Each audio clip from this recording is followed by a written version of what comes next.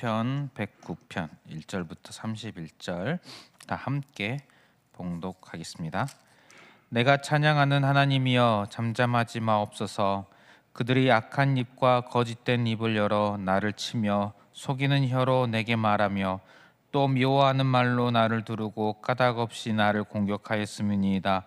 나는 사랑하나 그들은 도리어 나를 대적하니 나는 기도할 뿐이라. 그들이 악으로 나의 선을 갚으며 미워함으로 나의 사랑을 갚았사오니 악인이 그를 다스리게 하시며 사탄이 그의 오른쪽에 서게 하소서. 그가 심판을 받을 때에 죄인이 되어 나오게 하시며 그의 기도가 죄로 변하게 하시며 그의 연수를 짧게 하시며 그의 직분을 타인이 빼앗게 하시며 그의 권유는 고아가 되고 그의 아내는 과부가 되며 그의 자녀들은 유리하며 구걸하고 그들의 황폐한 집을 떠나 빌어먹게 하소서. 고리대금하는 자가 그의 소유를 다 빼앗게 하시며 그가 수고한 것을 낯선 사람이 탈취하게 하시며 그에게 인애를 베풀 자가 없게 하시며 그의 고아에게 은혜를 베풀 자도 없게 하시며 그의 자손이 끊어지게 하시며 후대에 그들의 이름이 지워지게 하소서. 여호와는 그의 조상들의 죄악을 기억하시며 그의 어머니의 죄를 지워버리지 마소서. 그 죄악을 항상 여호와 앞에 있게 하사 그들의 기억을 땅에서 끊으소서. 그가 인자를 베풀 일을 생각하지 아니하고 가난하고 궁핍한 자와 마음이 상한 자를 핍박하여 죽이려 하였기 때문이니이다.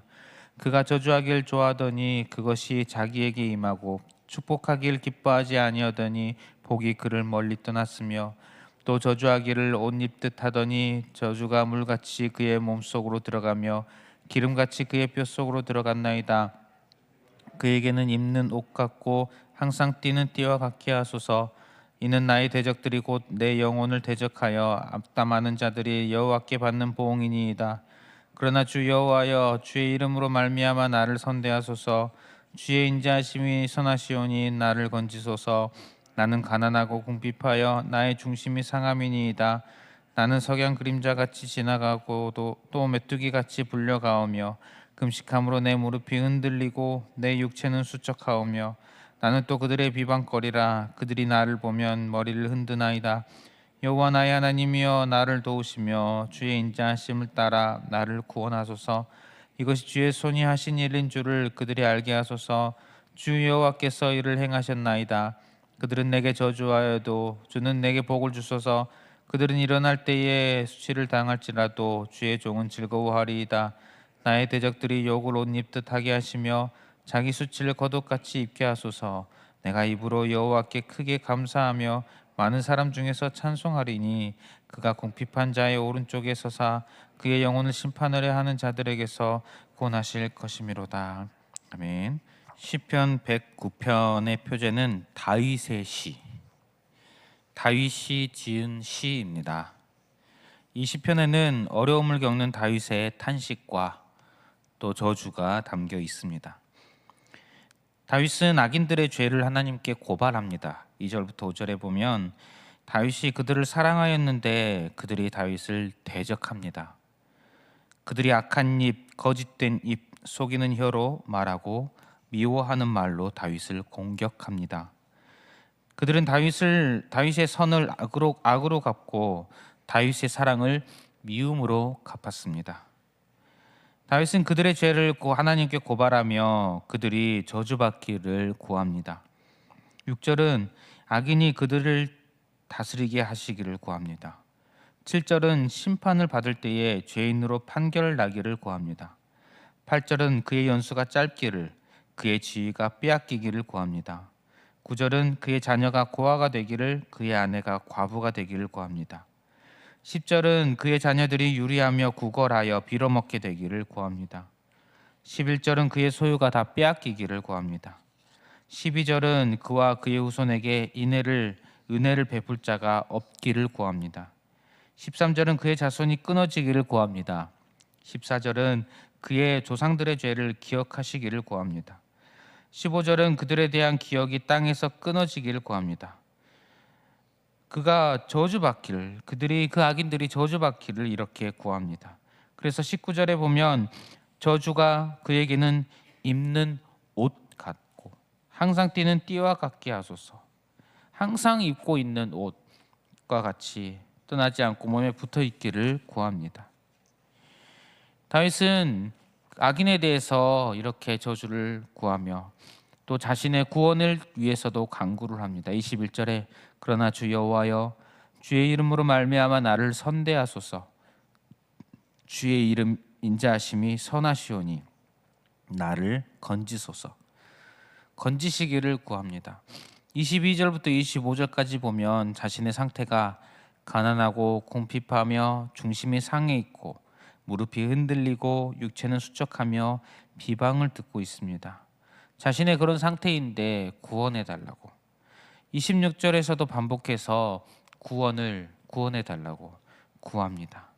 그리고 마지막으로 하나님의 응답에 대한 확신과 찬송으로 30절, 31절을 마무리합니다.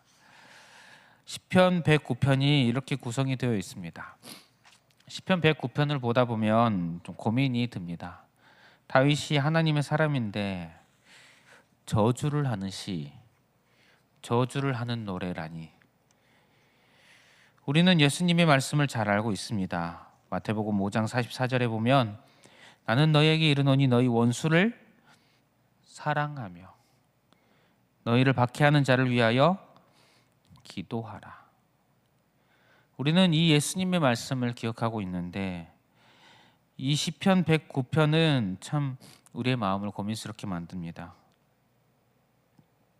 그런데 이 시편 109편을 자세히 살펴보면 크게 두 가지 특징이 나타납니다.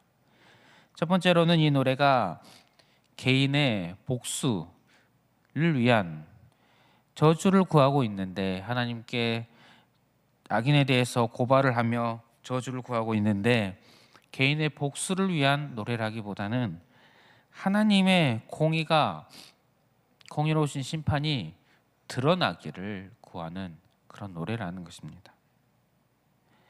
다윗은 악인들에게 어떻게 대했습니까? 초반부에 보면 4절 5절에 보면 사랑으로 대합니다. 선하게 대합니다. 그런데 악인들은 악으로 대합니다. 그들에 대해서 악한 자들이 악이 당연히 받아야 할 저주를 구하고 있습니다. 20절에 보면 이는 나의 대적들이 곧 내 영혼을 대적하여 악담하는 자들이 여호와께 받는 보응이니이다. 여호와께서 저주받지 못할 자들에게 저주를 하시는 분이 아니십니다. 마땅히 저주받을 자에게, 심판을 받을 자에게 마땅히 심판을 행하시는 분이십니다. 그들이 저주를 받는다면, 심판을 받는다면 마땅히 그들이 받을 존재라는 것입니다. 하나님의 심판이, 하나님의 행하심이 나타나기를 구하고 있습니다. 27절에 보면 이것이 주의 손이 하신 일인 줄을 그들이 알게 하소서. 주 여호와께서 이를 행하셨나이다.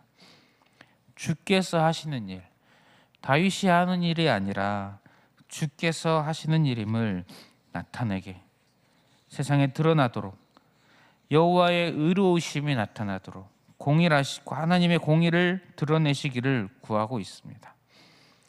다윗을 향해서는 인자하심이죠. 근데 악에 대해서는 공의로우심을 드러내기를 원하고 있습니다. 하나님이 그런 분이시기 때문입니다.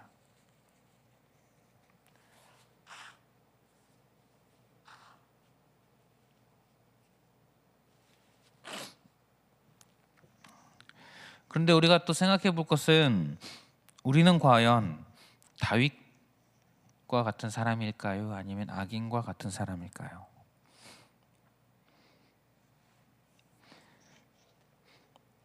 우리는 의롭습니까? 죄인입니까? 우리는 죄인입니다. 다윗에게 악을 행하는 그 악인들의 모습이 나를 제외한 다른 사람들의 모습이라고 우리는 생각할 수가 없습니다. 그 악인들의 모습이 바로 우리의 모습입니다. 나의 모습입니다. 하지만 하나님께서는 우리에게 다윗의 위치, 하나님의 인자하심을 받는, 은혜를 받는 위치에 두셨습니다. 우리는 마땅히 저주를 받아야 할 존재들입니다. 이 시에서 나오는 저주받을 자들, 우리가 마땅히 당연히 의로우신 하나님 앞에 받아야 할 저주입니다. 그러나 하나님은 예수 그리스도의 공로로 우리를 다윗의 위치에 두게 하셨습니다. 은혜 받을 존재로 만들어 주셔서 은혜를 베풀어 주십니다. 하나님의 의로우심입니다. 이 역시 하나님의 의로우심입니다. 예수 그리스도를 통해서 나타내신 하나님의 사랑이며 하나님의 의로우심이라는 것입니다. 그래서 이 노래는 하나님의 의로우심을 드러내는 노래이면서 동시에 하나님을 찬양하는 노래입니다. 이 노래의 시작이 어떠합니까? 내가 찬양하는 하나님이여, 이렇게 시작합니다. 이 노래의 끝이 어떠합니까? 내가 입으로 여호와께 크게 감사하며 많은 사람 중에서 찬송하리니 그가 궁핍한 자의 오른쪽에 서사 그의 영혼을 심판하려 하는 자들에게서 구원하실 것이미로다. 찬양하는 노래입니다. 이 노래의 표제가 무엇입니까? 다윗의 시, 인도자를 따라 부르는 노래. 회중이 함께 예배의 자리에서, 제사의 자리, 예배의 자리에서 찬양하는 그런 노래입니다.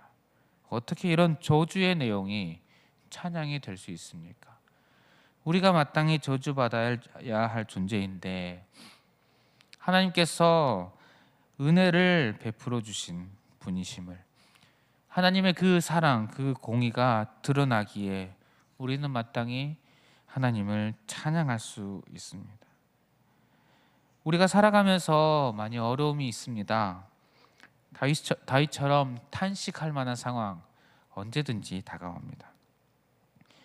하지만 그렇다 한다고 내가 어려움에 거해 있다 한다고 하여서 하나님께서 예수님을 보내주신 그 사랑 사라지지 않습니다. 그 사실은 여전히 그대로 있습니다. 즉 하나님은 항상 찬양받기 합당하신 분이십니다. 나의 상황과 나의 마음이 어떻게 흔들리고 또 흔들린다 하더라도 하나님은 변함없이 찬양받기 합당하신 분이십니다. 그러니 언제나 우리는 하나님을 찬양하는 것이 마땅한 줄 믿습니다. 하나님을 믿는 자들, 예수 그리스도의 공로로 구원받은 자들, 우리가 해야 할 일은 항상 주님을 찬양하는 일인 줄 믿습니다. 나의 상황과 관계없이 찬양받기 합당하신 하나님을 항상 찬양하는 그런 저와 여러분들 되시기를 바랍니다. 우리 말씀을 기억하면서 기도하겠습니다. 언제나 찬양받기 합당하신 하나님을 찬양하는 성도 되게 하여 주시옵소서. 그런 내가 되게 하여 주시옵소서. 이렇게 기도했으면 좋겠습니다. 특별히 오늘 주일이니 더욱더 주님을 찬양하는 내가 되게 해달라고 기도했으면 좋겠습니다. 그리고 주어진 기도 제목들을 가지고 기도하시고 개인의 기도 제목으로 기도하겠습니다.